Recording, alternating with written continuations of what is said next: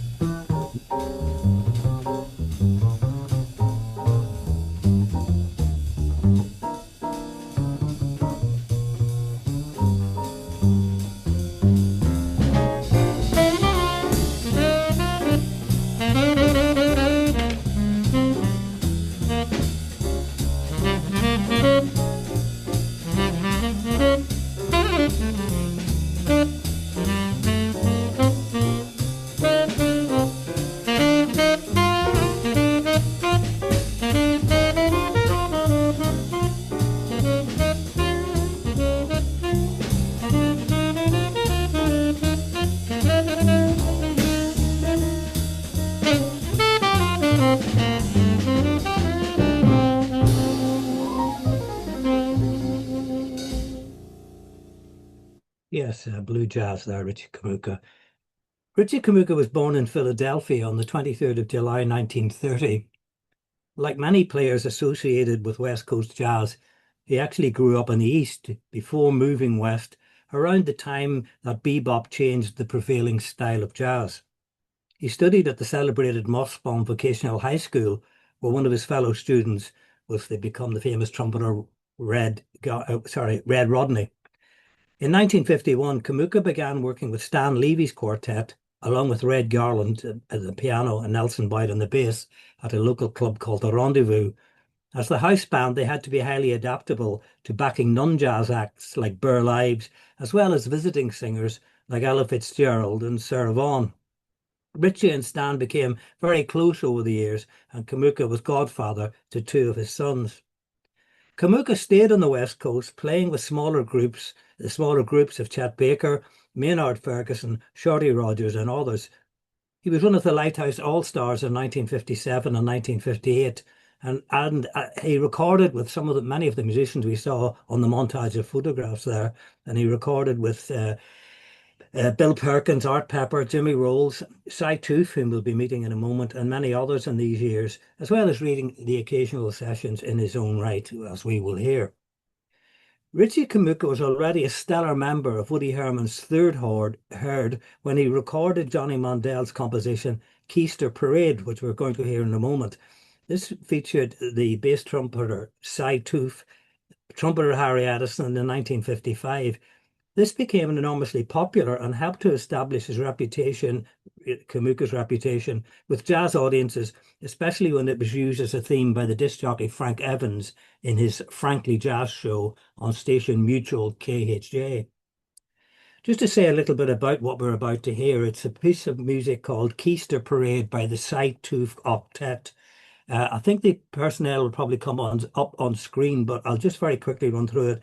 On trumpets, Harry Addison, Conrad Gosso, Cy Touff on bass trumpet, Richie Kamuca on tenor, Matt Udall on alto and baritone, Russ Feeman at the piano, Leroy Vinegar on bass, and a great drummer, Chuck Flores, whom we'll also hear in a moment in another context. Johnny Mandel did the arrangement and the composition, and it was recorded on the 4th of December 1955. Should say a little bit really about it because the prime instrument of Cy Touff was the bass trumpet, which really hasn't quite taken off. As you'll hear, it actually does quite well. It sounds almost like a valve trombone, and it has good harmony and it also good solos as well. But what the trumpeters that we do here, or the musicians we do here, is unmistakably Harry Addison on trumpet. Richie Kamuca, a very Leicester sounding tenor here. One of the things you may notice towards the end of the track is there's a very lovely exchange of fours between the bass trumpet and of Cy Touff and Richie Kamuca himself, and it's followed by Ross Peterman at the piano. And I think it really is the epitome of West Coast cool jazz at this time. So we'll hear, just before we actually move on to the piece, it's called Keister Parade, and this is an unusual sounding title, but it's interesting because the term Keister is now an obsolete jargon term for women's posteriors. That was very popular in the 1940s and 50s. I suppose guys went, whew, what a keister. However, that's obviously not something I'd want to go into at this point. So let's move to the music then. This is a Cy Touff Octet Keister Parade from 1955.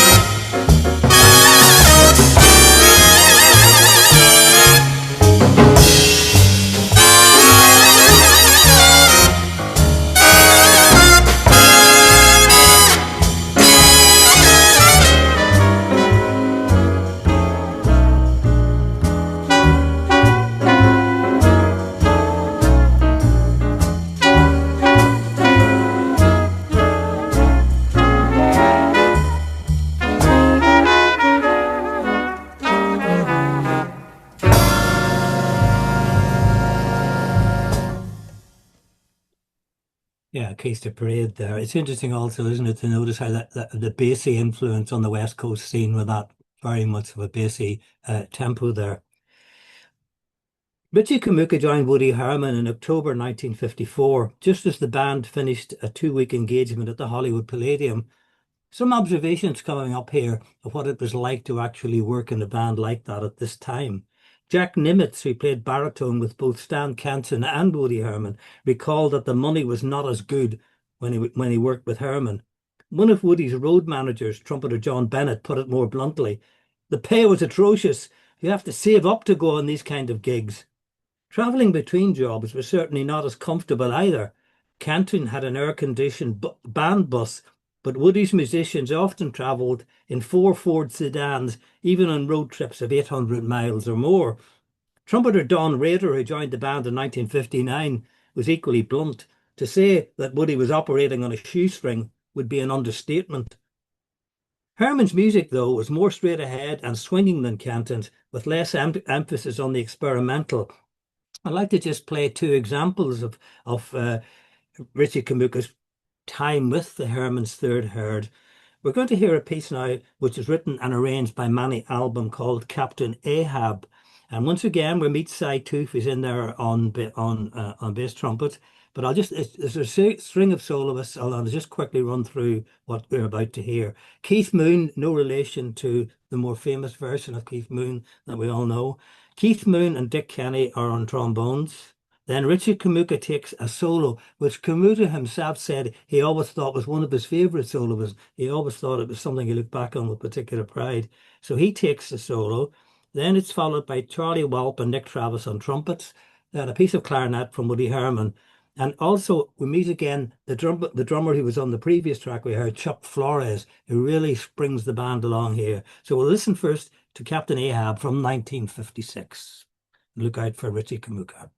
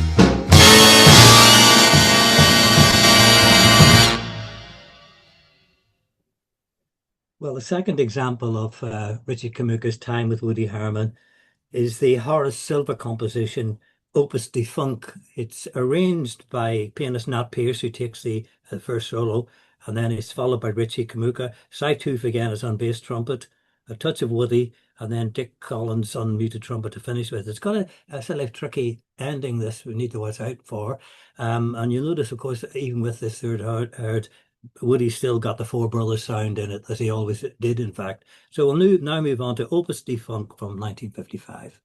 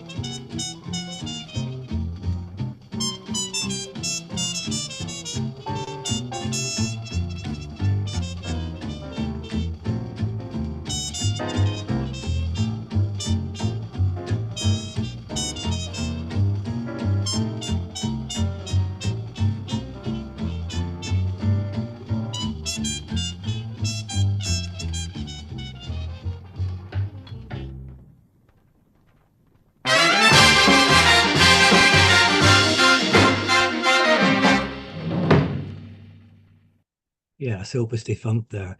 Well, in 1955, Woody was feeling the economic drafts of trying to keep a big band together, as indeed was Duke Ellington. So for a time, he disbanded the band and formed an octet. And it was interesting that of the octet members, he retained Richie Kamuca on tenor and Cy Touff on bass trumpet. He used five horns overall, Dick Collins and John Coppell on trumpets as well, uh, Cy Touff, Richie, and his own clarinet. He took the octet into the Riviera Starline Lounge in Las Vegas in January 55. And I'm just going to give an example of their work here. It's the famous Broadway composition of Bill Byrd, Charlie McRae, and Henry Wood from 1956. And this is the Woody Herman Octet with the stars I've just mentioned playing Broadway.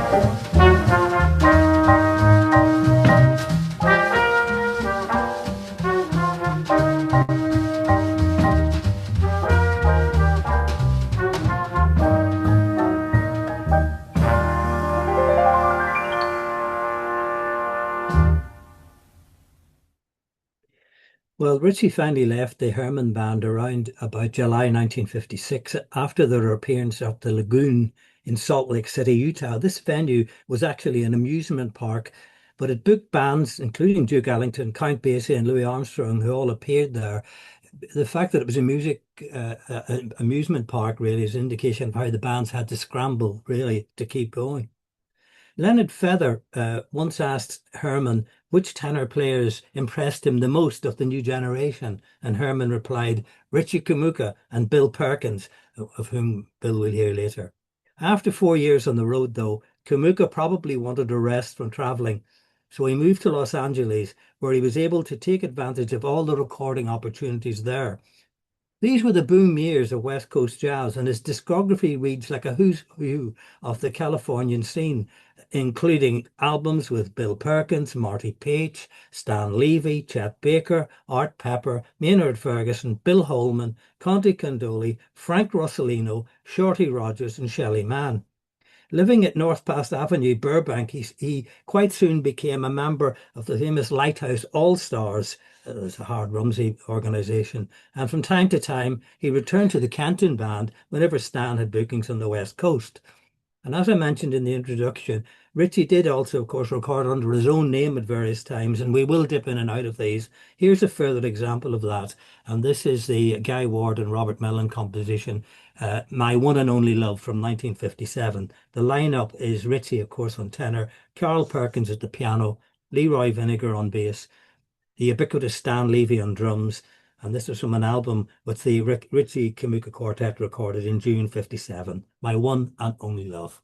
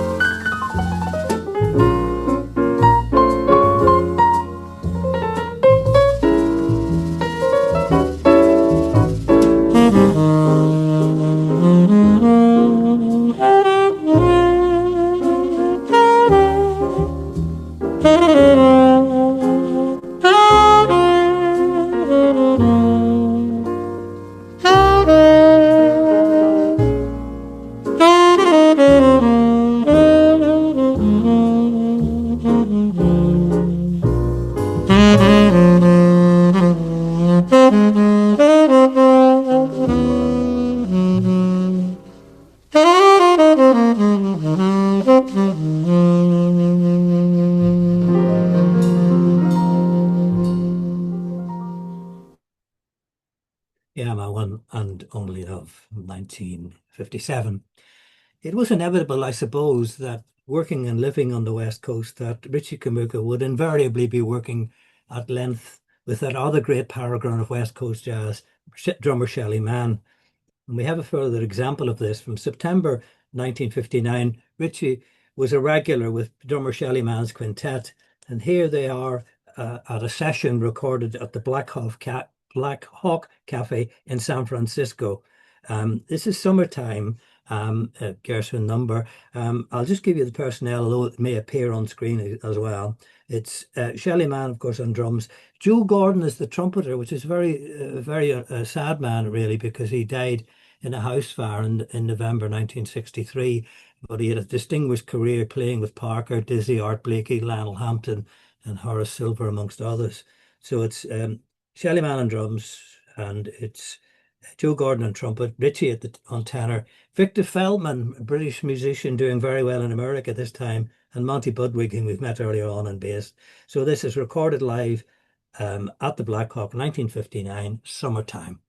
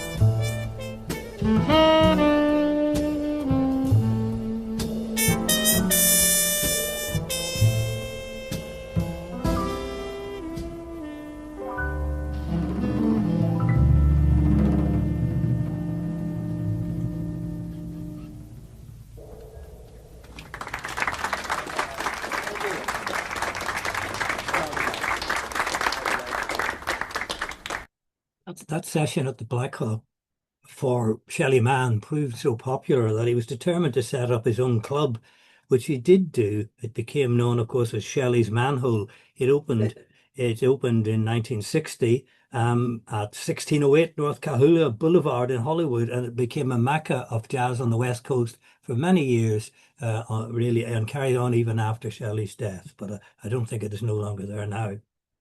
Well, unlike many former Kenton and Herman musicians who settled in California in the 50s, Richie Kamuca made very few movie recordings. He does appear, however, in a lengthy scene with Red Norvo and Pete Candoli in the 1958 movie Kings Go Forth, starring Tony Curtis, Natalie Wood and Frank Sinatra. In 1961, Richie performed with Terry Gibbs's Dream Band at the Summit in Hollywood. And a little later, he decided to move back east, not to his hometown of Philadelphia, but to New York, where he lived in 780 Greenwich Street. He often worked at the Half Note Club with Al Cohn, Toots Sims, Jimmy Rushing, Jimmy Weatherspoon, and Roy Eldridge, who was one of his favourite musicians. In January 1964, Richie performed at Birdland and with Jerry Mulligan's Concert Jazz Band, playing new material that the band unfortunately never recorded. This was the year when he became also a member of Merv Griffin's TV show band, which was a home from home for many jazz musicians during lean years, like Bill Berry, Bob Brookmeyer, Bill Bars, Dick Hafer, Art Davis, Jim Hall, and the drummer Jake Hanna. And he remained with the band even when Griffith relocated it to Los Angeles in 1971. Well, just to bring us up to the interval, I'm just going to take another example of some of the groups that Richie Kamuca recorded under his own name. So this is, it's actually a composition, If I Should Lose You, by Ranger and Robin. You may remember that they provided a fascinating documentary presented by Harry Isaacs some time ago. And this is Richie Kamuca on tenor, Pete Jolly at the piano, Leroy Vinegar on bass, once again Stan Levy on the drums, and it's July 1956, If I Should Lose You, taking us up to the interval.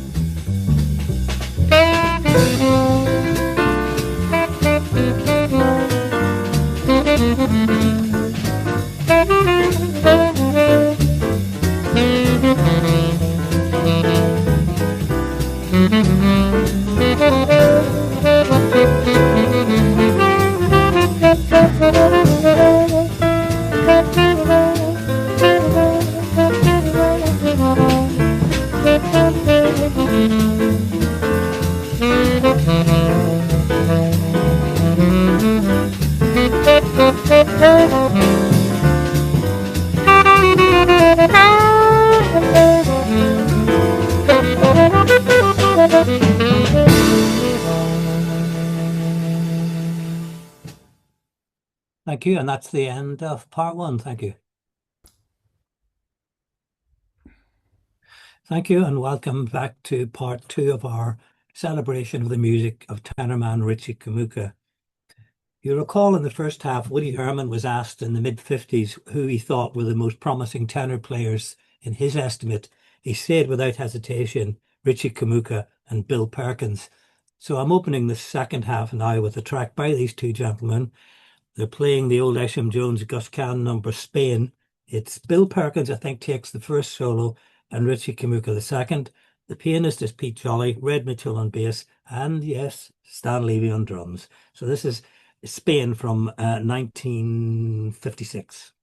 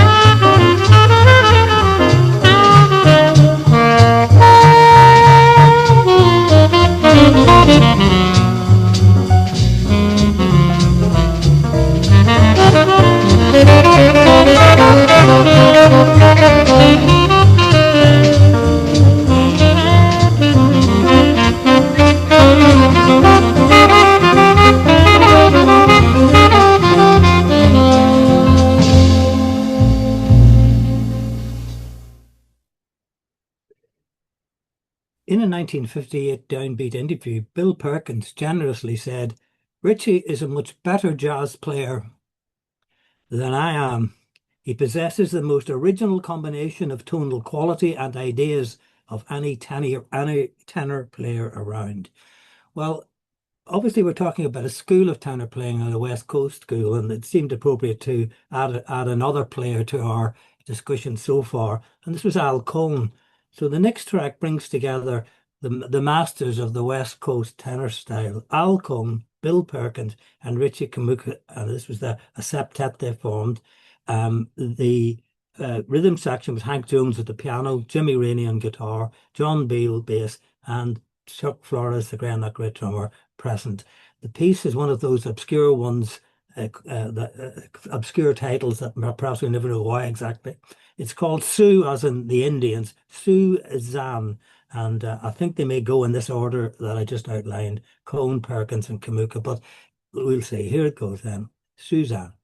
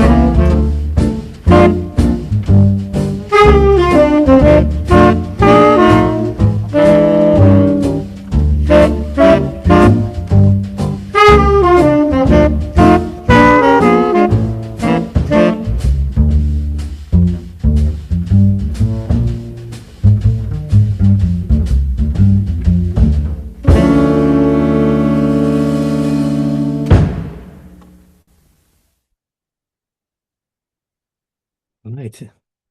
Well, I suppose at this point it's probably worthwhile asking the question. You've heard Richie Kamuca, and you probably agree with me now that he certainly is a very fine player.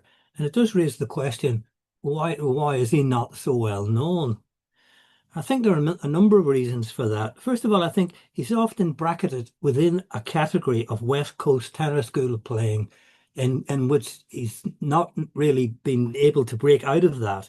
Other players like Bill Perkins had the same problem, I think, as Kamuca in actually establishing themselves as individually recognized within a school. Others, on the other hand, like Art Al Cohn or Jimmy Jufrey or Jack Montrose or Bob Cooper, did to some degree establish themselves outside the school. I think the other reason probably is that Kamuka spent a lot of his time in the studios, and he never seemed to want to move too far from the West Coast, whereas people like Al Cohn and, for that matter, Zoot Sims were quite happy to travel all over the world and also depend at different, perhaps more suitable record companies and so forth. I think the difference was that Kamuka perhaps saw himself as a team player and not necessarily a leader within a school. But I think one of the problems which the West Coast music has often faced is the fact that because it's a school, how do you tell them all apart? And yet, for me, I think for Kamuka himself, in the last record we heard, I think Kamuka was third on. And the fact that he quotes a lot from Lester Young, has a very, very romantic and melodic approach to the instrument, and plays very highly towards the upper register of it, does make him a fairly recognizable player indeed.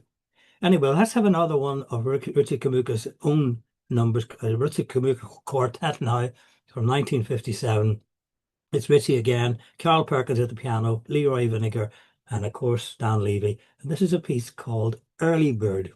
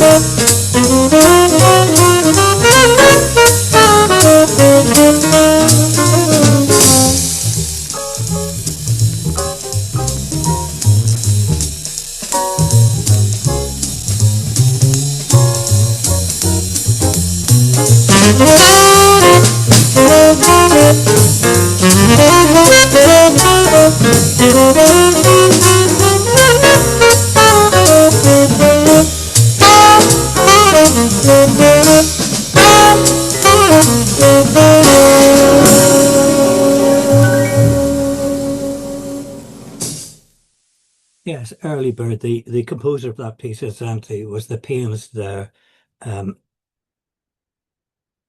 Carl Perkins. Yeah. Now, the next two pieces are going to run concurrently, and they are something of a little digression, but not too far, I hope. What we're going to see at a moment is the Richie Kamuca Quintet, and this was a clip of film shown on the a TV show Stars of Jazz in April 1958. Now, the reason it's quite important is that it's so far it's the only known live footage of the bassist Scott Le Faro. Now, Le Faro was, as many will know, died in a car accident in the 6th of July 1961 after his illustrious contribution to the Bill Evans Trio. And so it's very rare that he's actually, as far as we know, this is the only two pieces that we're going to see that has him on it. I'll just quickly quote to you from Mark Johnson, who became a bassist with Bill Evans' trio between 78 and 1980. And speaking of Le Faro, he said, "The things Le Faro did in between piano phrases and across the time were phenomenal and made a deep impression on me. It was a conceptual thing. He served as a melodic countervoice to everything else that was happening. He wasn't walking all the time in 4/4, yet he had a real groove with Bill and the drummer Paul Motion.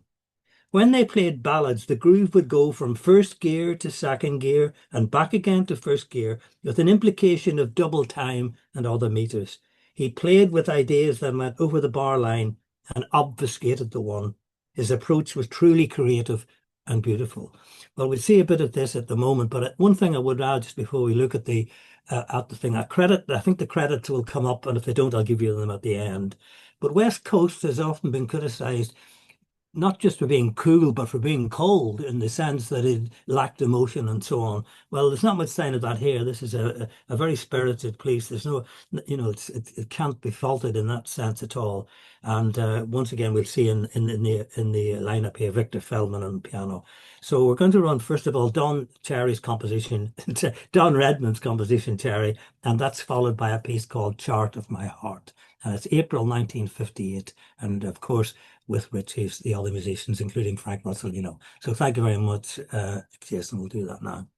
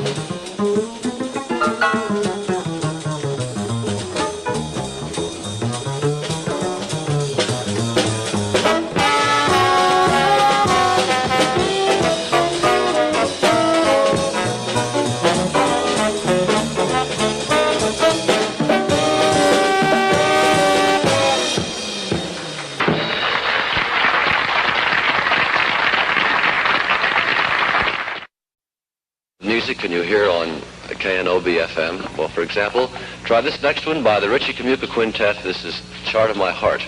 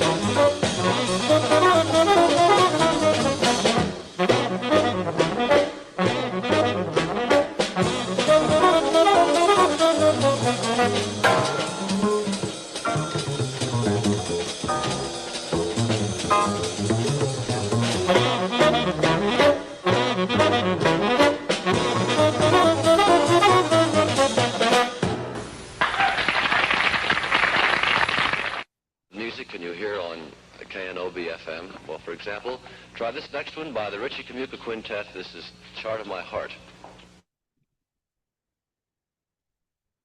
No, we weren't going to hear it again, though, but I wouldn't mind. Richie Kamuca worked for Stan Kenton first in 1953.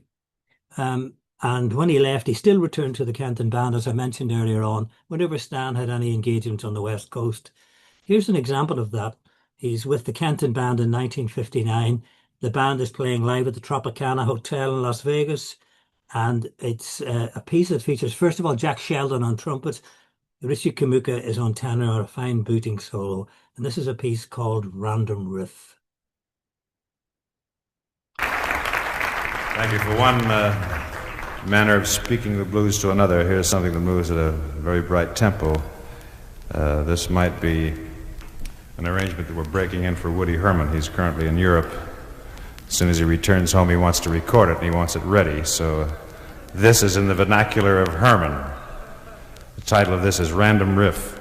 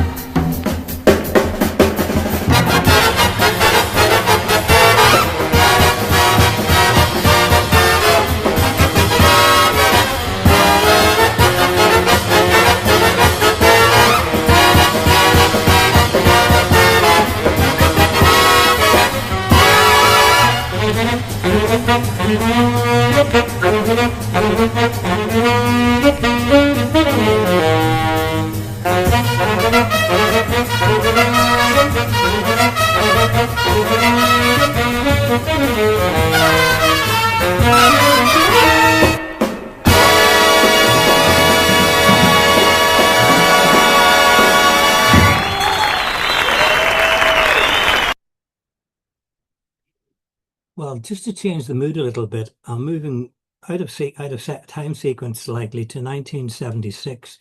This is a quartet that Kamuca put together. It's a more simple arrangement than what we've just heard. It's Richie on tenor, Mundell Lowe on guitar, Monty Budwig on bass, Nick Caroli on drums, and it's Los Angeles 1976, and it's Some Other Spring.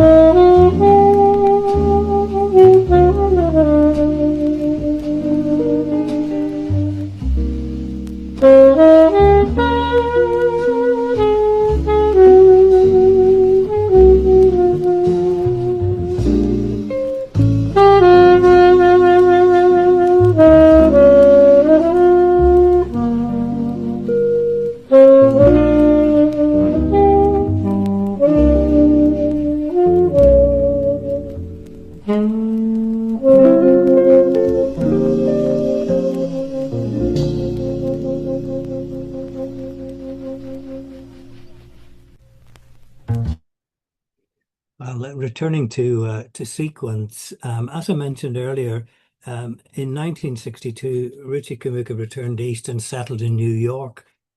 And as I mentioned previously, he worked with a number of different groups there, including Jerry Mulligan and Roy Eldridge. But he also was quickly recruited by Gary McFarland, who recruited him for his new sextet. And I'm just here going to give you an example of this now. It's although on this session Richie did actually play oboe, obviously unusual for him to do that. The piece that we're going to hear is mainly a feature for trombonist Willie Dennis, but it's a nice piece, and it's an indication of how Kamuca was quite happy to settle into an ensemble and not necessarily have a prominent role, at least in this particular piece. So this is a piece by Gary McFarland. The personnel is Gary McFarland on vibes, Willie Dennis on trombone, Richie Kamuca on tenor and oboe, Jimmy Rainey on guitar, Steve Swallow bass, lovely Mel Lewis on drums. It's September 1963, and the piece by the Gary McFarland Sextet is called Peacock's Pete.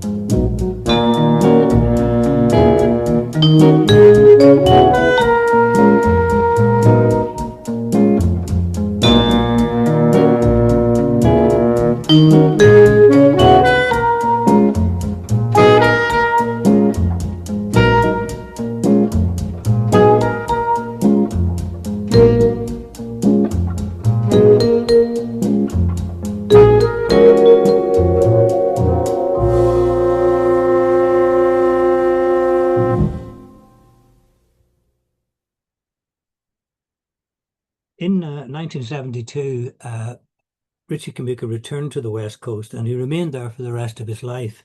He was at this time recording for the Concord label, and so the remaining part of this recital will be some tracks featuring his work there. This next one is, in fact, something of a curiosity. It's Kamuca's voice. We haven't heard his voice, but this is the only time, as far as I'm aware, it's on record. He's singing a Dave Frischberg composition called Dear Bix, which is obviously a tribute to Bix Beiderbecke. And he sings the charming lyrics by Dave Frischberg. Now, unfortunately, his voice, Kamuca's voice, is very low, so you may not fully pick up all the words. But there is an important line in it that I think you should look out for when he sings, "Bix, old friend, are you ever going to comprehend? You're no ordinary standard B flat run of the mill guy." And that, of course, applies also to Kamuca himself. So this is Kamuca on tenor, Herb Ellis on guitar, and Ray Bown on bass. Dear Bix.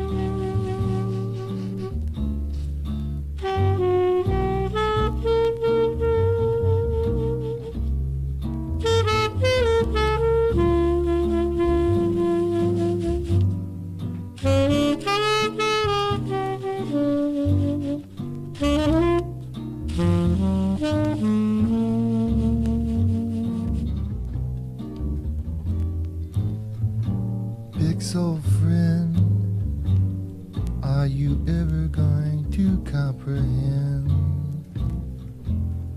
You're no ordinary standard B-flat, run-of-the-mill type guy. Oh my, no. And Bix, old L, will you ever learn to look at yourself like the others around you who love you and never ask why? And seriously, Bix, old bear, don't you dig that big blue sky up there? Admit it, wouldn't it be nice to cut yourself a slice of that pie up there? I wonder, Bix, old chum,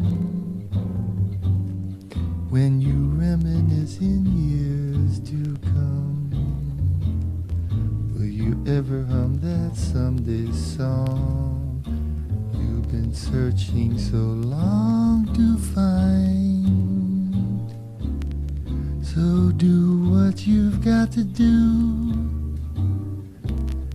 and may the years be good to you, 'cause you're one of the favored few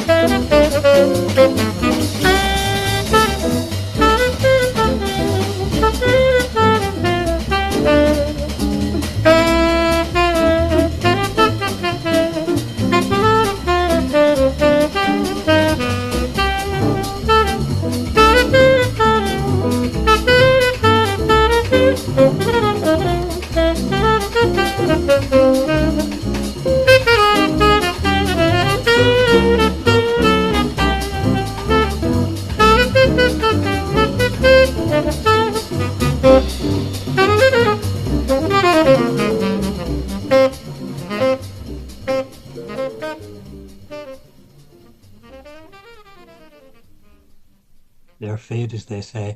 I'll just try and get two in before we've time to go. I mentioned at the very start this evening, Bill Holman, who did the Blue Jazz, our opening number. I'm just going to turn now to Bill Holman's arrangement of Matt Dennis's Angel Eyes. Again, it has Bill Holman here on baritone, Richie on tenor, Conte Candoli and Ed Laddie on trumpets, Vince Guaraldi at the piano, Monty Budwig, and once again, Stan Levy on drums. And this is Angel Eyes.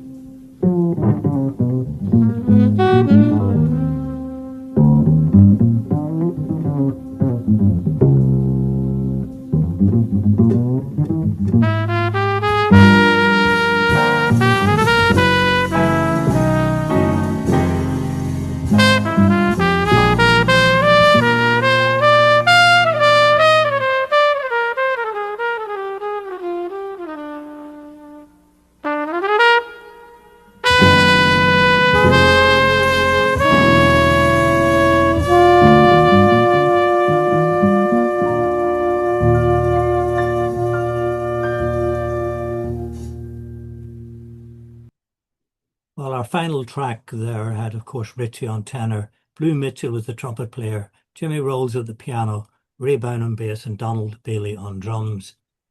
At the beginning of 1977, Richie Kamuca became seriously ill and sadly died on July the 22nd of that year. He was 47. I think he left us a good legacy. I hope you'll agree after tonight that he did. Thank you very much indeed.